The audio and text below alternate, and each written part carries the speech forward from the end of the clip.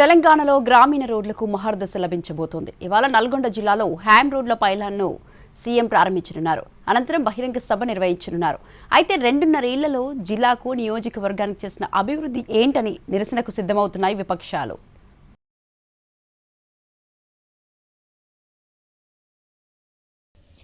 నల్గొండ జిల్లాలో సీఎం రేవంత్ రెడ్డి ఇవాల్టి పర్యటనకు ఏర్పాట్లు పూర్తయ్యాయి. మధ్యాహ్నం 3:30కు నల్గొండ జిల్లాకు వెళ్తారు. కనగల్లోని మార్కెట్ యార్డ్లో హ్యామ్ రోడ్ల పైలాన్ ఆవిష్కరిస్తారు. తర్వాత నల్గొండ పోలీస్ ట్రైనింగ్ సెంటర్కు వెళ్తారు. ఎన్జీ కళాశాల ప్రాంగణంలో బహిరంగ సభకు ముందు 83 కోట్లతో Nalgonda municipal corporation drinking water scheme phase 1 కు శంకుస్థాపన చేయనున్నారు. ఈ సభను విజయవంతం చేసేందుకు కాంగ్రెస్ క్యాడర్ కసరత్తు చేస్తోంది.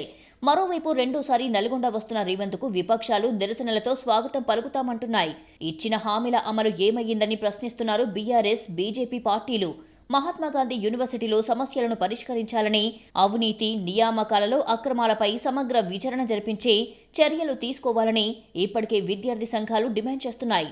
2.5 ఏళ్లలో నల్గొండ నియోజకవర్గం నిర్లక్ష్యానికి గురయ్యిందని, కేసీఆర్ హయాంలో ప్రారంభమైన అభివృద్ధి పనులను కాంగ్రెస్ అటకెక్కించిందని ఆరోపిస్తోంది ఆ పార్టీ.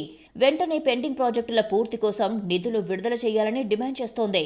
ప్రతిపక్షాలు, విద్యార్థి సంఘాలు నిరసనకు సిద్ధమవుతూ ఉండడంతో పోలీసులు గట్టి బందోబస్తు ఏర్పాటు చేశారు.